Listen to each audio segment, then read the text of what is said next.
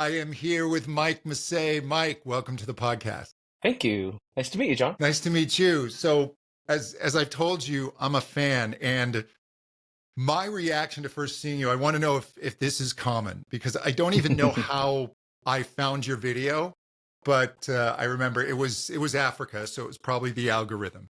And Right.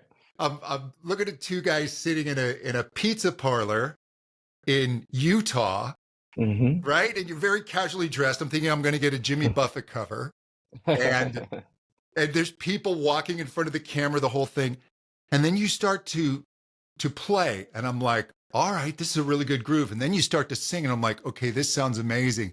And then when you hit the gonna take a look, I lost my mind. I was like, oh my gosh, you have a world class voice, I have to tell you. Oh, thank you. Thank you. I And appreciate that. then I just went down the rabbit hole. And what really struck me is songs that I've heard so many times. And you didn't do some wild variation. You didn't take an up tempo and turn it into a ballad, but suddenly Right. the song sounded brand new to me. Oh, And I was just sharing them with everyone I could think of. And is this seeing you in such a casual place, and then all of a sudden people hear this voice? Is do you find that almost that disconnect and that surprise really help drive the popularity of your videos? it's a good question. I think it's definitely the setting is definitely part of the charm for people. Yeah. I think that they enjoy the kind of like, oh, casual, just like a bar gig or whatever they want to think of it as. It's a pizzeria in this case, and just a couple of dudes sitting in the corner taking their turn at a monthly gig. And I think a lot of early on, especially a lot of musicians were drawn to it because I think they could relate, to both the setting and sometimes to the reaction because sometimes, we're just kind of playing and don't get a lot of reaction, even though we're kind of singing our brains out or whatever. And so I think a lot of musicians could relate to that. And eventually it just kind of grew and we became, like this thing on YouTube that people really enjoyed and even like found comfort in. I don't know. I just get people who tell me that they just really appreciate the music and what it's meant to them and also just they go down what's called the Mike Massé rabbit hole where they just kind of get lost and just start, creating their own virtual set list for a virtual gig where they can, we did over 80 songs at that pizza place, so you could arrange them in any order you like and have your own little concert.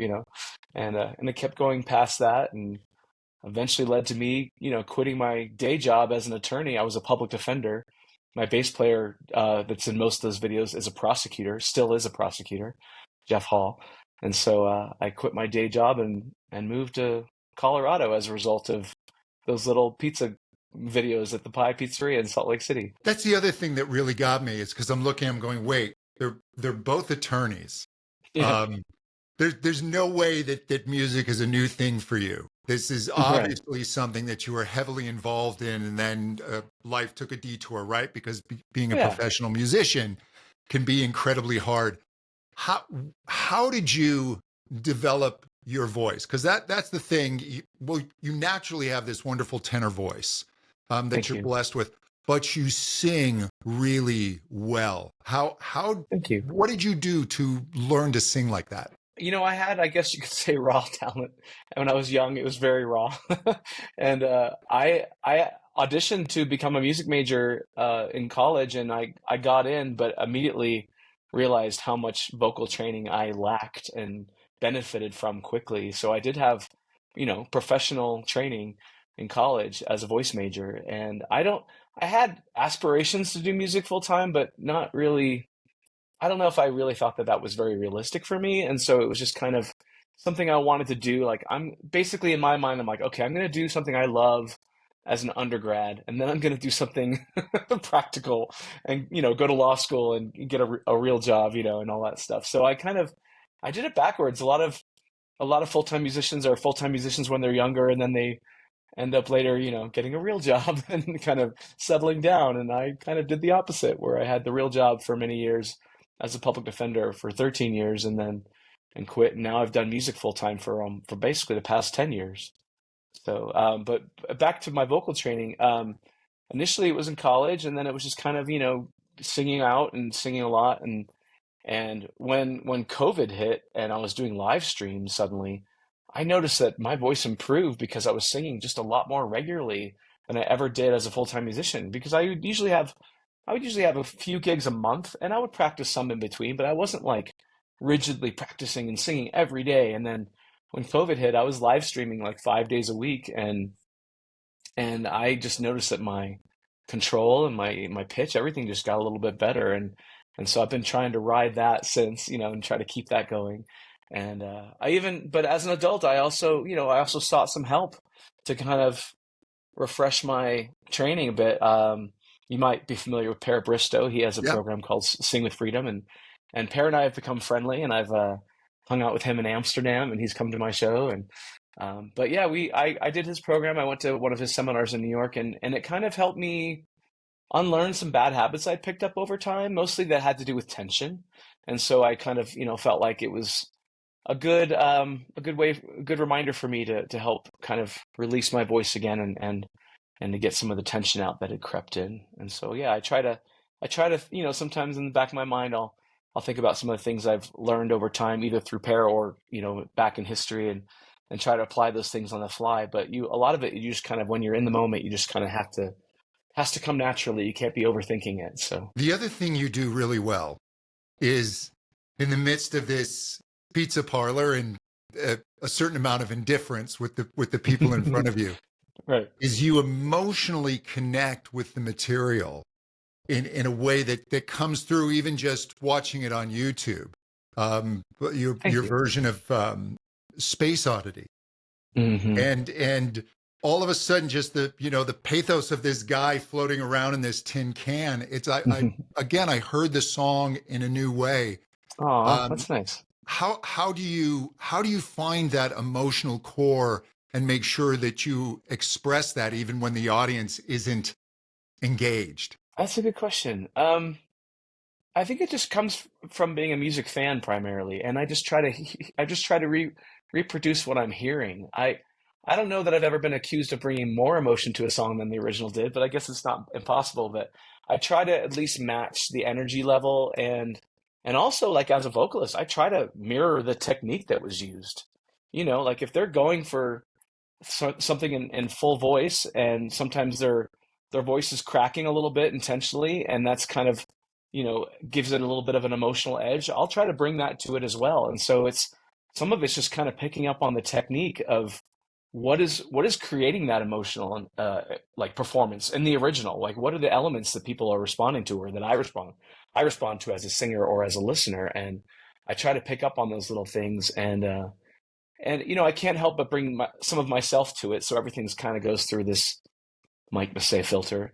But it's me mostly trying to recreate the original, and you could think of that as born out of insecurity a little bit, because I I like to think that if I can recreate the songs accurately, then if people like the original, then they'll like my cover too. And so, like, I'm kind of hiding behind the original a little bit, just like, it's, hey, look at this, it's the original. It just happens to be me doing it, but look at this. And so there's a little bit of that that goes on maybe. But yeah, I try to, I kind of put the quarter in the jukebox in my head, and I let it play. And as the song's going through, like, what I remember, that's what's coming out. And it's gratifying when people react to that. And it also helps when I like the music I'm singing. I've been pretty lucky and pretty blessed to kind of have control over my own set list for much of my life, especially as an adult. And so the music that I'm playing is by choice, and it's songs that I've chosen to learn and chosen to add to my repertoire. And I don't usually do things that are, I'm not trying to follow too many trends, or, do a song because it's popular, especially if it's recent. I just don't really do that a lot unless I really like something, then I'm like, I really like this song, even though it's new, so I'm going to sing it. But, like, for the most part, it's just about me choosing songs I love and trying to recreate them faithfully in a way that they deserve. When I make a mistake in a song that I love, it crushes me, not just because of, like, whatever embarrassment I might happen to suffer in that moment, like in the presence of others, but just like, I feel like I let the song down, like I let the original down. It's like, no, that wasn't supposed to happen, so there's a little bit of that that goes on too. Does it take sometimes a little while to get a song into your voice? Have you performed a song that was particularly challenging? Yeah, that's a good question. Usually I don't they don't get that far to performance if I feel like it's not a good fit for my voice. I filter them out before that. Hopefully I don't realize, so late in the game that, oh, I can't really sing this. But for the most part, yeah, I'm always listening to songs with an ear for like, do I hear myself in that song? Can I hear myself in that song? And most of the time, if it's a rock song, I feel like the answer is usually kind of like can be yes. If I want to sing it, it doesn't mean I want to sing something just because I think I could. But like, yeah, most of the time when I'm listening to stuff and if I'm enjoying it, I'm like, can I sing this? And most of the time I feel like, yeah, I probably can. I mean, there's some stuff that's too high for me or too low for me or just too like weird. When I say weird, I mean like just too like individual, too personalized to the original singer where I feel like I can't do that song without sounding like I'm imitating that person. And I don't ever want to sound like I'm imitating somebody. I like the word emulation better, like I'm emulating what they did without imitating them. And so I want it to feel like it sits naturally in my voice. And I would want you to think if you hadn't heard the original and you heard me sing it, that you would just think, oh, that's what he sounds like, not like he's doing a voice, like, oh, he's putting on a voice. It's like, no, that's just a color in his palette that he has to choose from. And that's kind of how I want it to sound natural and not like an imitation. And sometimes I straddle that line and sometimes I cross it and I go back and listen to something. I'll be like, oh, that's a little bit too much imitation or whatever. But for the most part, I can keep it centered in a place where it feels like it's in my voice. But yeah, most of the time, like maybe an exception might be like Michael Jackson, for example. Like I love the song Billie Jean, and I know other people have covered it, but for me, it's just like, I don't know how to sing that song without sounding like I'm imitating Michael Jackson, without just kind of without having to rearrange the vocal part and make it into something different. And so like I've always kind of steered clear of that, even though I love that song. And so that's one of the challenges is like, can I find it in my voice? And the other challenge is, can I arrange it for one instrument, usually an acoustic guitar? Can I bring that song to life in a way with just my guitar where it doesn't feel like it's lacking and people aren't listening to it, And I know it's okay when people hear the extra parts in their head that I'm not doing, but I don't want them to feel like they missed those parts. Like, oh, that song just wasn't the same without X, And so like that's another narrowing of the song selections. Like, can I do this on one acoustic guitar? So who were your earliest musical influences?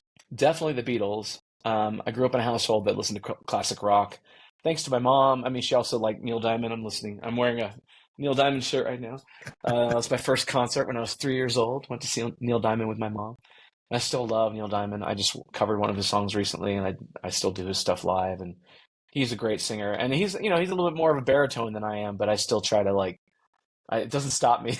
I'm just like, I don't care. It's like, I'm going to do this because I love it. Yeah, Neil Diamond was definitely big, and the Who and the Stones, and then later on, like when I was old enough to develop my own taste, I got into more like prog progressive rock, like Rush and Yes and Genesis and Pink Floyd and some of that music from the 70s. It was just a little bit more, exploratory and interesting that way, experimental even. And yeah, so those are the big ones for me. And then later, I love Bono. I love singing U2. I love Radiohead. So I don't really listen to a lot of music from the 21st century. It's just like, I'm not saying that proudly. I mean, I know that makes me sound old because, hey, I am, but most of my tastes have stuck in the 20th century. But occasionally I'll hear somebody, I'll be like, oh, that's nice, like something newer that, especially if my kids are listening to it, That's interesting because your musical influences and mine are pretty darn similar. Yeah. I started with the Beatles, got into the Who, Mm-hmm. Led Zeppelin, and then I remember I heard my first Yes record, and then I got into Genesis, and like that, I was just like Mr. Prog through my teenage years. Right. Absolutely. Every song had to be 10 minutes long. Right. So Let me just tell you real go ahead. quick. This is just for you mostly. 2 weekends ago on Sunday night, I sang at something called Prog Fest here in Denver, and we did a half-hour set with some local musicians who also love prog. There was a lot of different bands, but our set was we did One for the Vine by Genesis and Ripples and Follow You, Follow Me. So we just did like a set of old Genesis that was Phil Collins vocal stuff, and Yeah, it yeah, was yeah. really, really fun. Loved Oh, it. It was Follow super You, cool. Follow Me is perfect for your voice. Yeah, yeah, yeah. It's lovely. No, I actually have the great privilege of I work with Nad Sylvan, who sings for Steve Hackett, Oh, the nice. original Oh, I know that guy. Yeah, I saw Steve guitar. Hackett when he came through. Yeah, Yeah, yeah, yeah, yeah. yeah, The guy yeah. with the big blonde hair, that guy? Yeah, the big blonde Super hair, tall. Like he's tall, super right? tall. Yeah, Yeah, yeah. I yeah, remember that guy. He's really yeah. good. Yeah. That's great. Nice. Tell him I said hello. Yeah, but it's just an absolute thrill to like work those songs, Oh, something absolutely. like Supper's Ready, which is I know, just, right? Yeah, I bet. a Yeah. mind-blowing song for me. But people are Yeah, probably going, "What are absolutely. you guys talking about?" But We're just nerding out over Genesis. Yeah. yeah, that classic Genesis is Mhm. just so amazing. But I was going to ask, because now you're a professional musician. You tour, you do gigs, you do live streams. I do. Do you have habits or regimens to stay healthy vocally? I I don't know if I'm one to emulate in that regard, but like I do have certain rules. Like I try not to do anything that's going to hurt my voice too much. Like especially the day of the show, in terms of what I choose to eat or drink, I'm pretty careful about that. Before the day of the show, and I just did for the first time. I did like a proper tour. It was short, but it was 3 weeks. I did 10 gigs in 18 days in Germany in January, and so I was just like, oh shoot, I hope I don't get sick, But I managed to stay healthy, which was great. And I was doing, some nights or two parts of that show where I had to do 3 nights in a row, and that doesn't sound like a lot to most singers who are on tour, but I do shows that are like nearly 3 hours long, and I sing my brains out, and I'm up there alone, so there's not like a lot of other instrumentalists taking taking the spotlight to give me a break. I'm No pretty much drum singing. solos. Yeah, yeah, I'm singing like all night, and so this was the first time where I was just like, I'm gonna have to cut these shows down to like 2.5 hours, and then also think about and I was traveling. It was kind of crazy because I was literally driving around Germany by myself for 3 weeks in a rental car, just going all over the country, gig to gig. So it allowed me to get a lot of vocal rest because there wasn't anybody to talk to. So I was just kind of like resting my voice, during the day, and so it worked out fine. But yeah, I try not to eat, avoid spicy stuff. But like I'm weird. Like I drink Diet Coke on stage. I know that's like crazy and nobody gets that. And they're like, what the hell are you doing? Like, why don't you drink water? I'm just like, I don't know. It just coats my voice in a way that I've come to like appreciate. I don't love the carbonation necessarily, but I've worked around that for decades now. And so I'm like used to it. But so that, and like at the pie, like the pizzeria, we used to like eat pizza before we'd sing, and people were like, "Don't do that." I'm like, I like it. It's like I like greasing, I like greasing the wheels. I like the greasy food. It doesn't have to be pizza. It doesn't have to be dairy, but I like a little bit of something greasy before a show. It just kind of makes me feel like, all right, now I'm lubricated and ready to go. All So right. yeah, yeah, Well, the other hard part I would imagine is you're going to have meet and greets, right? Or people who want to come up right. and talk to you. I do And those after every show. Yeah. I saw something about cruise ships, and Hmm. apparently you're not supposed to shake the hands of the staff or certainly the Oh, captain of the ship because okay. that's Don't how want to you get can sick. spread germs. Yeah, So yeah, yeah, that's yeah, where yeah, you're yeah. really putting yourself at risk. You're using your voice a lot. You're I talking to know. people. It's a loud environment. I know, I know. And so like I would always jump like I would jump right off stage to a free meet and greet after every show, and I've done this for years. And so you're right. I'm shaking hands. I'm doing pictures with like, probably at least I don't know, 30 or 40 people that stand around and wait for me to do that. And they're talking right in my face, or it's loud, so they're like getting right in my face. And I'm always sensitive to that. I'm always like, I am so gonna get sick. But like I try to remember not to touch my face or touch anything I'm gonna eat or anything, and then like go wash my hands as soon as I can after that whole thing. But yeah, I haven't like during COVID I did I was doing fist bumping for a while, but now I'm back to shaking hands and stuff. It's just kind of the nature of it. But like yeah, I've been lucky this year, but I've had some stretches where I was like, all right, folks, I know you came here to hear me sing Africa, but tonight I'm a bit of a baritone, and I'm gonna be doing like 20 or 30, James Taylor songs. It's like whatever. So I've had to pivot from for a few gigs here and there, like to a lower range, but I rarely have to cancel a show. I've been pretty blessed. So What yeah. surprised you most about going from a day job to being a full-time musician that you didn't expect? I think part of it is the feeling that you're on all the time. It's like it's just any self-employed person just feeling like it's really hard to just kind of give yourself a break and just say, okay, work's over. Because you're like in the back of your mind, there's like, oh, this, that, I gotta, I gotta email that guy. Oh, I gotta call that guy. Oh, I gotta make a set list for that show for those musicians who are joining me. Like you've got like 9 million things in the back of your head. You're like that you could be doing at any given time. Oh, I gotta create Facebook ads for that gig, or I gotta put that on calendars. Or, just like I got to call that booking agent, whatever. There's a million things I could be doing all the time. And sometimes I'm dealing with people who are in Europe. So like, just because it's nighttime for me doesn't mean it is for them. So so just because it's night, like doesn't mean I'm even off the clock because I could be doing something. So it's just finding yourself, giving yourself permission to just say, okay, I'm just going to relax for a little bit. And I like one of the things I found is I don't really take days off anymore. I know that sounds horrible, but it's just like I don't take a day off. I'll take a few hours off here and there, and that'll be like it for me. Or like, and I travel so much that my days off are wandering new cities the day before a gig or the day of a gig. And that's kind of like my vacation and my job have kind of morphed into one in that way. And so, yeah, it's like, that's the sacrifice, I guess, for me is that when you're on a salary, I mean, when you're an attorney, there's still things in the back of your mind like, oh, I got that trial coming up I could be working on or whatever. But it's a lot easier when you're literally a salaried, 9 to 5 to just leave it at work and just kind of go home and enjoy the kids or whatever. So it's a little bit of both for me, but I'd say that is the biggest difference / struggle for me is just becoming a self-employed person. Where can people find out more about you? I have a YouTube channel that's widely viewed, I like calling it. I have over 165 million views, I think, and over 430,000 subscribers. So my YouTube channel is just Mike Massé, just youtube.com/Mike Massé, which is MikeMasse. It looks like Massey. I answer to Massey, but I pronounce it Massé.